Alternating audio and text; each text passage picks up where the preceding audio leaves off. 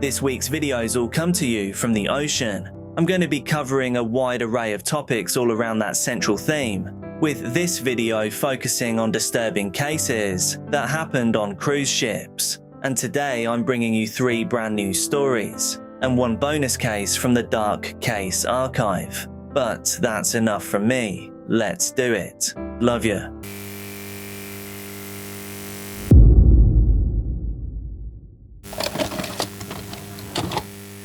At 7:30 on the morning of July 5, 2005, passengers aboard Royal Caribbean's ship, Brilliance of the Seas, noticed something disturbing on a metal canopy above the ship's lifeboats. There was a large red DNA stain smeared across it. Directly above that canopy was the balcony belonging to 26-year-old George Smith and his new wife, Jennifer. And George, he was nowhere to be found. Just 11 days earlier, George and Jennifer had been married in a cliffside ceremony in Newport, Rhode Island. George was extremely close to his family and was expected eventually to take over his father's wine and liquor business in Greenwich, Connecticut. Jennifer had completed a master's degree and was preparing for a career in teaching. Their honeymoon was supposed to be the beginning of everything. On June 29th, the newlyweds boarded the Brilliance of the Seas in Barcelona for a Mediterranean cruise through places including Italy, Greece, and Turkey.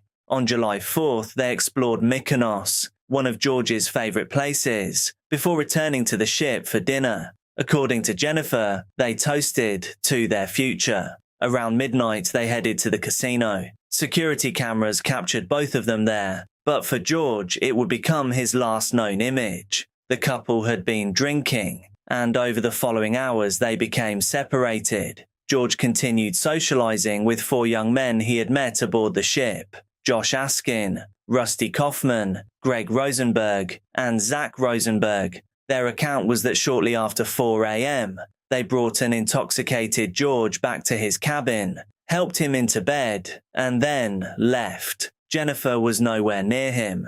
At approximately 4:30 that morning, she was discovered unconscious in a hallway or alcove near a stairwell, hundreds of feet from the cabin. She later said she remembered very little about what had happened after leaving the casino.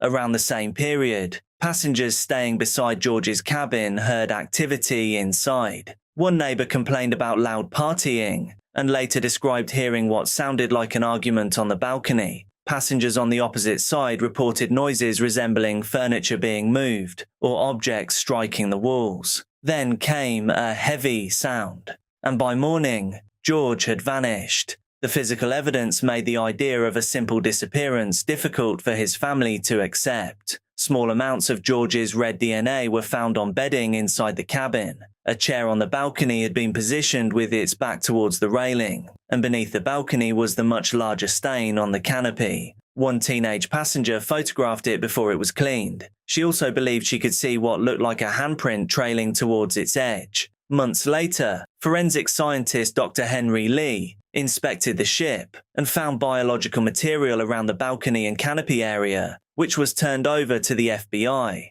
George himself was never recovered. The 4 men who had accompanied him back to his cabin became central to the unanswered questions. They maintained that George was alive when they left and said they returned to another cabin and ordered room service. No, she wasn't. We went back and looked for her with them. And then we couldn't find her. She was gone. And then we came back to George's room and put him in bed, and then we went to sleep.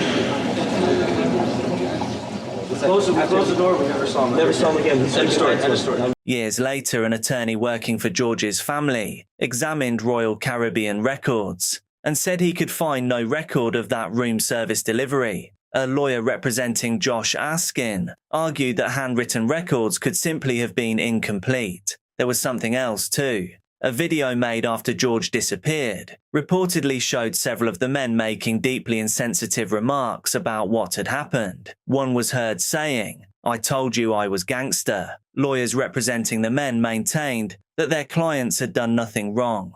No one has ever been charged in connection with George's disappearance. The FBI opened an investigation, and over the years different theories emerged. Jennifer has said she believes George's death was an accident. Connected to his level of intoxication, George's family has remained unconvinced, believing the noises, the red DNA, and the circumstances surrounding his final hours point towards foul play. That leaves the case in an unusual position. We know George returned to his cabin shortly after 4 a.m. We know Jennifer was unconscious elsewhere on the ship. We know neighboring passengers heard unusual noises. And we know that by sunrise, George was gone, and his red DNA was visible on a structure several decks below his balcony. But more than 2 decades later, the most important part of the story remains missing. Nobody has been able to establish exactly what happened inside cabin 9062 during those final minutes, nor whether George Smith went over that balcony railing by accident, or because somebody else put him there. In May 2006, 52-year-old Mickey Kanasaki believed she was about to take one of the most romantic trips of her life. Her former husband, Lonnie Cacontes, had booked them onto a Mediterranean cruise aboard the island Escape, beginning in Spain and travelling through Italy. They had married in 1995 and divorced 7 years later, yet their lives remained closely connected. They continued living together for periods of time, shared property and finances, and eventually appeared to be trying to rebuild their relationship. To Mickey, the cruise seemed like proof that reconciliation was real. Her niece later remembered how excited she had been. Lonnie was known for being careful with money and rarely taking extravagant holidays, so the trip appeared to mean something. However, there were things that Mickey did not know. Lonnie had begun another relationship years earlier with a woman named Amy Nguyen. He later married Amy in Las Vegas, while the situation with Mickey remained unresolved. At the same time, Mickey and Lonnie were arguing over property, particularly the home they had shared in Ladera Ranch. Lonnie had attempted to force its sale, but Mickey did not want to leave. Eventually, he abandoned that effort, left Amy, and moved back in with Mickey. New wills were prepared, with Lonnie named as executor of Mickey's estate. Soon after came the cruise. Before traveling, Lonnie had asked a friend who had worked as a private investigator and police officer about cruise ship security, including surveillance cameras. When the booking was made, he was also unusually specific about wanting a balcony cabin. On May 25th, Mickey and Lonnie spent the day on an excursion in Sicily. That evening they returned to the ship, ate dinner, shared wine, visited the casino and watched a show. Mickey was last seen alive at around 11 p.m. At approximately 4:30 the following morning, Lonnie reported that he had woken up and discovered she was gone. The ship was searched repeatedly. The Italian Coast Guard began searching the surrounding Mediterranean, while one explanation began to dominate. Mickey must somehow have fallen overboard. Lonnie suggested that the wine may have made her nauseous and that she could have gone outside before accidentally falling. Then he left. He spent only a short time in Naples before returning to California, leaving before Mickey had been found. Rather than returning to the home he shared with her, he went to Amy Nguyen. Their relationship resumed. For a case that appeared to depend on someone disappearing into an enormous body of water, what happened next changed everything. Mickey did not simply disappear. Her body was found floating off the Italian coast, roughly a day and a half after she vanished. The discovery meant that investigators were no longer dealing only with a missing passenger and an explanation involving an accidental fall. Mickey could now tell part of the story through the physical evidence left behind. The findings did not fit: drowning. There was no water in her respiratory system, stomach or bowel. Her lungs contained air, and forensic examination documented significant injuries around her neck, along with bruising elsewhere. Italian specialists concluded that she had died from violent compression of the neck before entering the sea. That detail was decisive. If Mickey had entered the water alive and then later drowned, the medical evidence should have looked very different. Instead, her lungs remained filled with air. That also helped keep her body buoyant long enough to be discovered. The cruise that had appeared to be a reconciliation now looked entirely different. Lonnie also stood to benefit financially from bank accounts and property, with prosecutors ultimately arguing that the value involved exceeded $1 million. And then 2008, an attempt to move approximately $1 million between accounts attracted federal attention, leading authorities back toward Mickey's death. The investigation stretched on for years. Lonnie continued to deny responsibility, and his defense argued that Mickey's injuries could have resulted from hitting the water after a fall. But prosecutors built their case around the financial disputes, the unusual cruise arrangements, the requested balcony cabin, the security questions before the trip, and above all, the forensic evidence showing Mickey had already died before she entered the Mediterranean. In 2013, Lonnie Cacontes was arrested in Florida. 7 years later, he was convicted of first-degree murder, with a special circumstance of murder for financial gain. He was sentenced to life in prison without the possibility of parole. On the evening of July 25, 2017, passengers aboard the Emerald Princess were taking part in a Sherlock Holmes-themed murder mystery game. So when an announcement suddenly came over the ship's speakers asking for security and medical personnel, some people barely reacted. It fitted the entertainment almost perfectly. One passenger later remembered thinking the urgent announcement was simply another part of the show. Even when more calls followed, people continued watching. But several decks away, something very real was happening. 39-year-old Christy Manzanares was traveling through Alaska with her husband Kenneth, their 3 daughters and members of Christy's extended family. The couple had known each other since high school and had been married for around 18 years. The week-long cruise from Seattle was partly a celebration of that anniversary. To people outside the marriage, there was little indication of what was about to happen. Christy worked in real estate in Utah and was described by colleagues as someone who built her working life around her children. Her employer spoke of her as a dedicated mother who made her daughters a priority despite the demands of her career.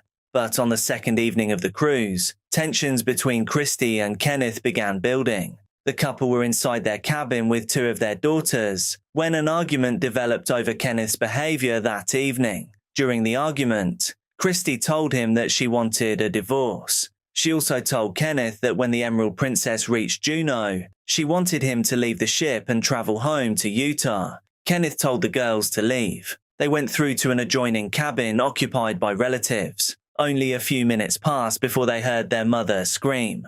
The girls attempted to return through the connecting door, but Kenneth told them not to come inside. They then went onto the connected balcony, where they could see into their parents' cabin.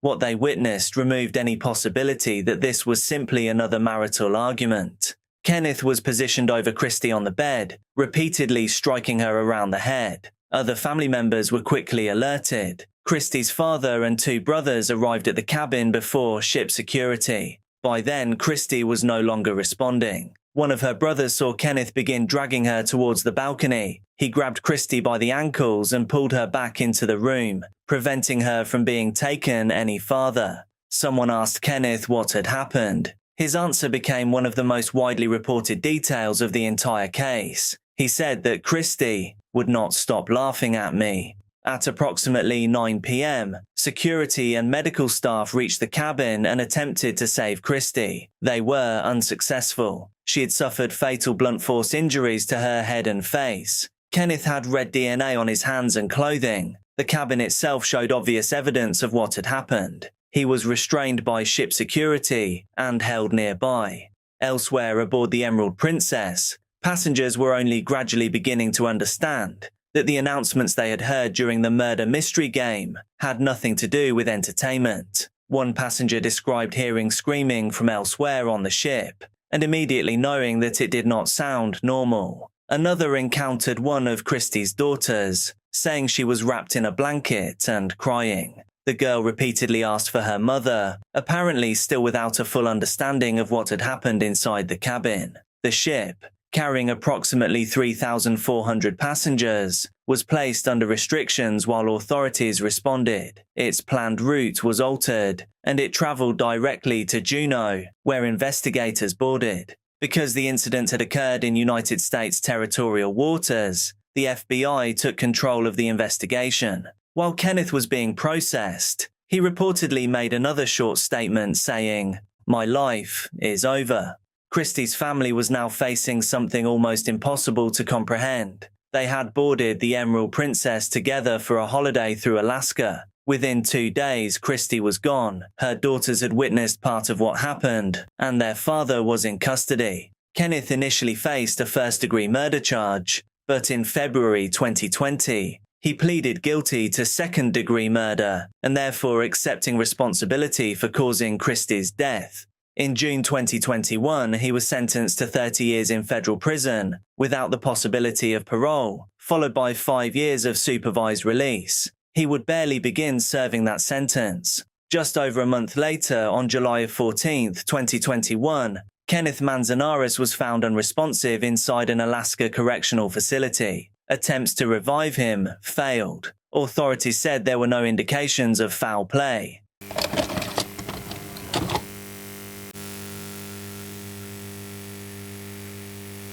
Just a quick one. For some reason, my videos are normally seen by just 1 to 2% of my subscribers. I actually don't know why. Regardless of the reasons, it's making it extremely challenging to keep this show on the road. And I promise I don't like to do this. It makes me feel like Oliver Twist or something. But please do consider becoming a channel member.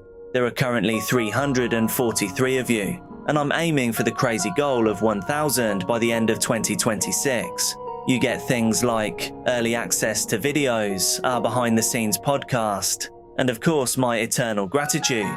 Thank you, and I love you all. Now, back to the video. You already killed my sister. What else do you want?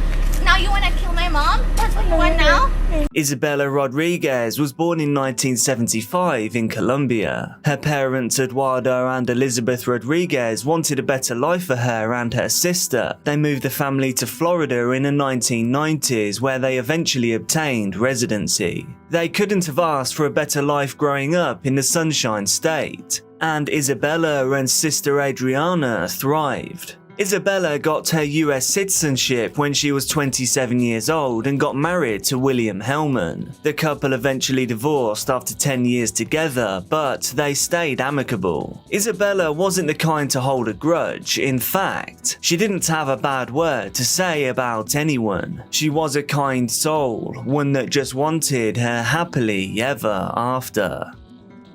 In 2015, it seemed like her dreams came true. She met Lewis Bennett online, a once sailor who now owned a small solar panel company. He had moved to Australia from the UK with his family at a young age, and after coming into some family money, he bought a boat, a catamaran to be precise. Soon their internet communication turned into a romantic relationship in real life. He flew her to meet him with his catamaran at various ports. These included Tahiti and Singapore. The two got serious quickly, and by July 2016, Lewis and Isabella had a daughter named Amelia. 6 months after the baby was born, the couple purchased an apartment in Delray Beach, a city on Florida's Atlantic coast. Things were falling into place for the family of 3.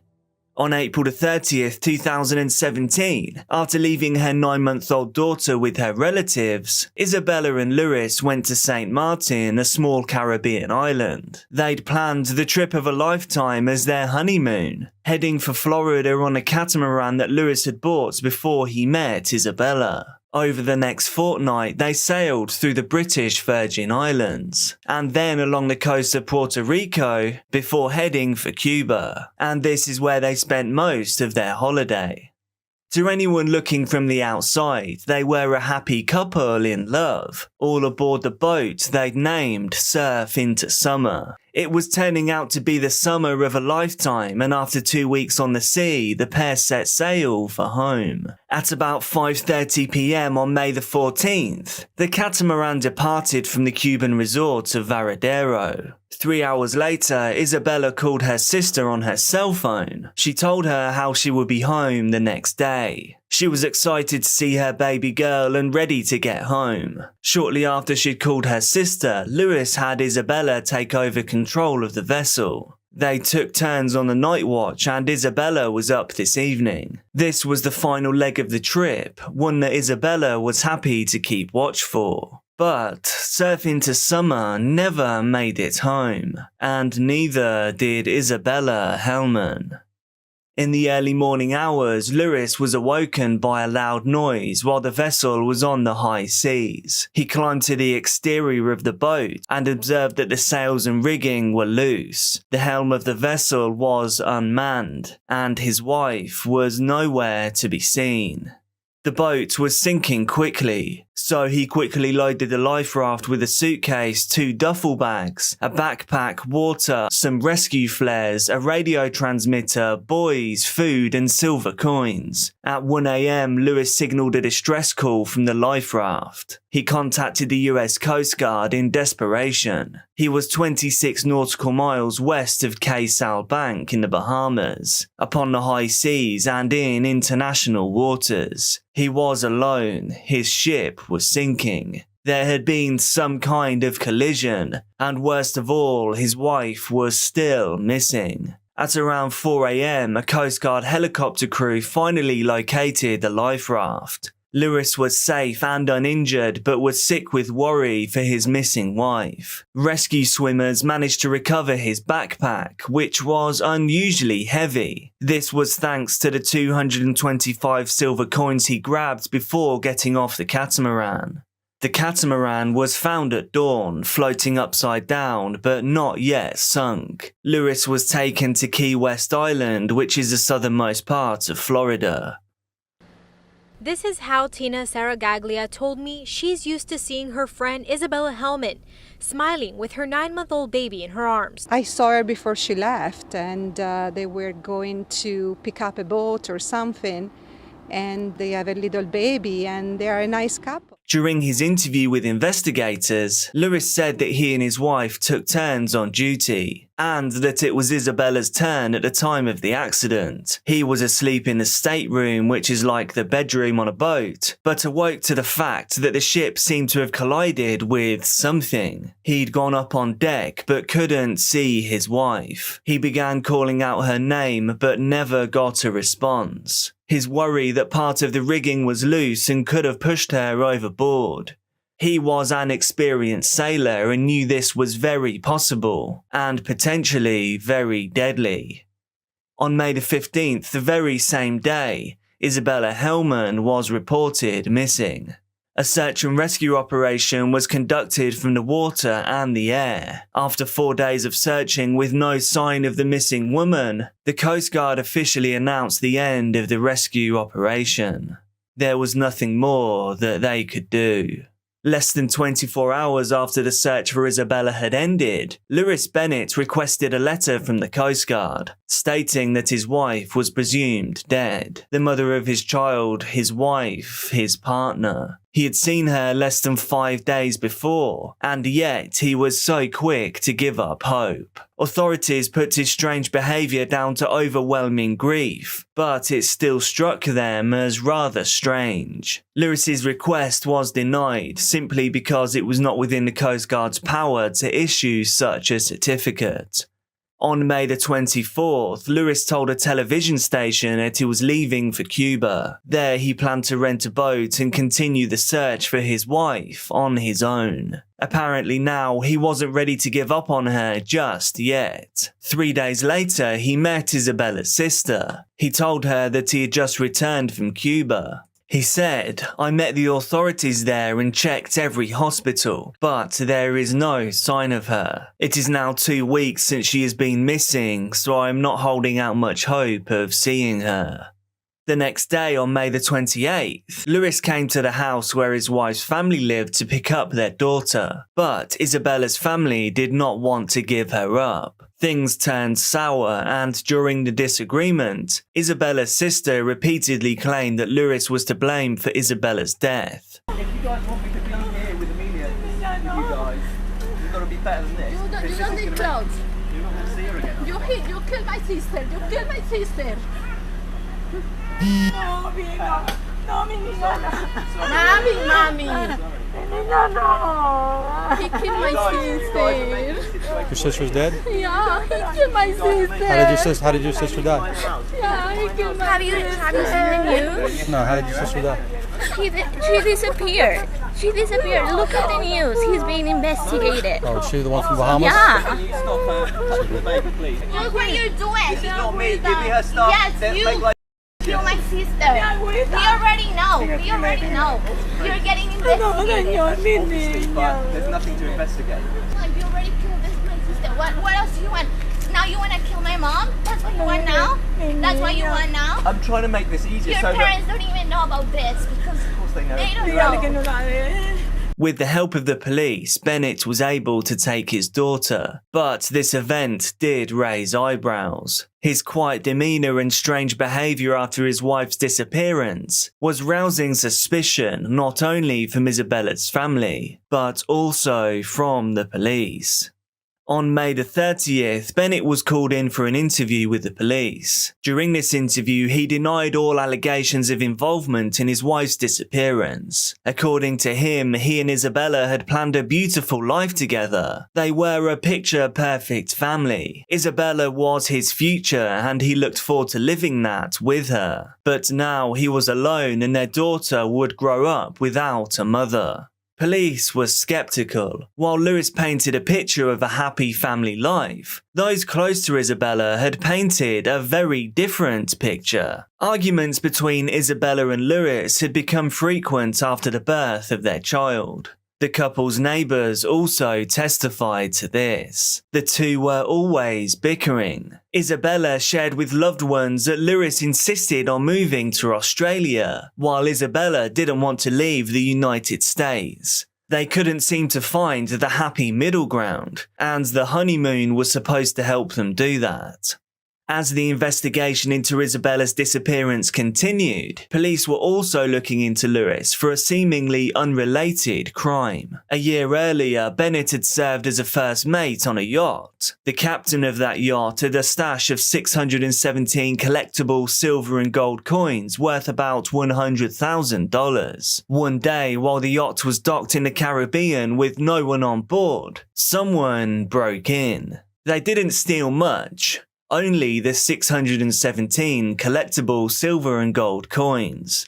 But this case had dried up. Until, that is, a rescue swimmer remembered a weighty backpack. The backpack that was found with the stranded catamaran owner. Inside that backpack was over 200 coins. A year later, the captain of the yacht identified the coins in Lewis Bennett's backpack. He said this was part of his collection that was stolen from him. With this new information, the FBI obtained a search warrant for Bennett's apartment. On June 16, 2017, a search of the apartment found 162 gold coins hidden in a closet. But by that time, Lewis had left US territory. He had moved his daughter to England, where his parents lived. Because of this, the authorities couldn't arrest him. That was until he stepped back onto US soil. Lewis's financial situation was not the best, and that forced him to return to the States. Here, he had an apartment to sell and insurance payments to claim for the lost catamaran. On August 28, 2017, Lewis Bennett was arrested in Florida. He was charged with theft but maintained his innocence. A couple of days later, a federal judge set Bennett's bail at $250,000. He was unable to pay the $250,000 bail, so he remained in custody whilst awaiting trial. Whilst waiting, he tried to have his wife declared dead.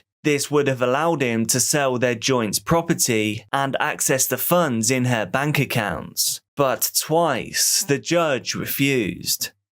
The investigation into her disappearance was still ongoing. In November 2017, Bennett pleaded guilty to both stealing the coins and knowingly transporting the coins into the United States. Bennett's parents wrote a letter to the judge in the case. They asked him for leniency in sentencing, giving the reason that his young daughter had already lost her mother. On February 20th, 2018, Bennett was sentenced to 7 months in prison. This was to be followed by another 3 years of probation. But his troubles were not over by a long shot. 2 years after the disappearance of Isabella Helman, she was finally declared dead. In a series of orders, Palm Beach County Circuit Judge Scott Suskauer wrote that Helman is presumed to have died on May the 14th, 2017. I quote, "To date, Miss Helman has not been found and has not contacted any of her family. Based on all evidence, Miss Helman is dead."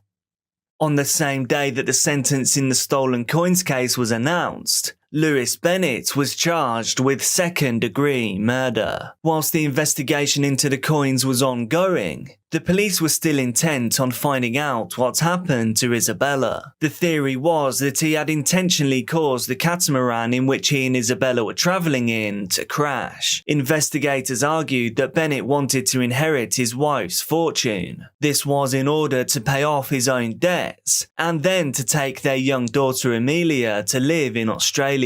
A few months before her passing, Isabella confessed through text messages that she was afraid of her husband. Her text messages revealed that she felt Bennett did not respect her anymore, and that she found an angry person when she came home. Isabella said that she was afraid to get home. Inspection of the catamaran before it sank showed that the portholes below the waterline were open, and the damage to the twin hulls appeared to have been caused from the inside. By examining photos and video the US Coast Guard took from the catamaran before it sank, an expert hired by the FBI to help in the high seas mystery determined that Bennett's original story couldn't actually be true. It does not appear the vessel sinking was caused by accidental damage. Rather, it appears the vessel was intentionally scuttled. An associate professor of nautical architecture and ocean engineering at the US Coast Guard Academy stated in court records. Coast Guard officers who discovered the sinking catamaran also did not find anything that it could have collided with. Divers who were inspecting the vessel were hesitant to go inside. This was because it could have collapsed at any second. And eventually, it did. The catamaran sank to a depth of more than 4,000 feet, and no detailed inspection was able to be made.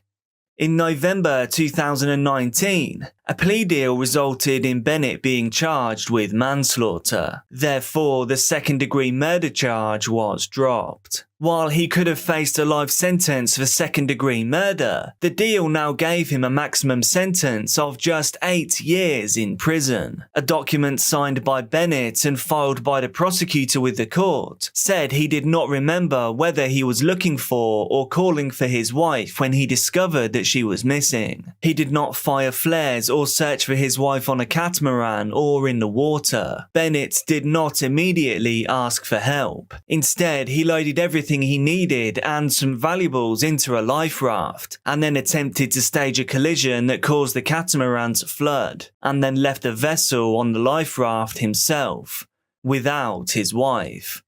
The prosecutor's office stated that yes, he did call for help, but it was 45 minutes after he stopped and realised that his wife was nowhere to be found. Bennett had experience of sailing in open water for extended periods of time. This included being trained in emergency situations. He knew the emergency procedures, but for some reason, on that night, he did not use his knowledge. Was it by choice, or was he simply panicking? He did not require Isabella to wear a life jacket, harness, or personal locator whilst manning the vessel alone that evening. And I quote from the prosecution, "Bennett is an experienced sailor who received a certification from the Royal Yachting Association in the United Kingdom as a coastal skipper. This training included instruction on the emergency procedures, such as man overboard protocols and night sailing safety." But in contrast to Bennett, his wife had not been trained in emergency sailing procedures, did not have a sailing certification, and had substantially less sailing experience. In essence, Bennett admitted to his negligence, namely handing over control of the catamaran to his wife who lacked the necessary experience, which ultimately caused her to fall overboard and drown. only Bennett really knows what happened on that night aboard the catamaran, and he is unlikely to ever reveal it. On May the 28th, 2019, Lewis Bennett, then 42, pleaded guilty to manslaughter for the death of his wife, Isabella Helman. Under the plea bargain, he waived his right to appeal. Before the judge announced his decision, Bennett asked to be allowed to get out of prison early so that he could continue to raise his daughter. He said, "If you may permit me to be with my daughter as soon as possible, I want to bring her up in a manner that is respectful to my wife's wishes." But Judge Marino sided with the prosecutors. He sentenced Lewis to 8 years in prison, and then 3 years on supervised release. The Helman family's attorney said, "She's lost her mom, but that doesn't mean she's lost her mom's family." Thank you so much for watching. I'm uploading daily true crime and dark content here on this channel, so make sure that you're subscribed, hit like on the video, and also drop a comment so you get shown more of my stuff. Please do be careful out there, and I'll see you tomorrow.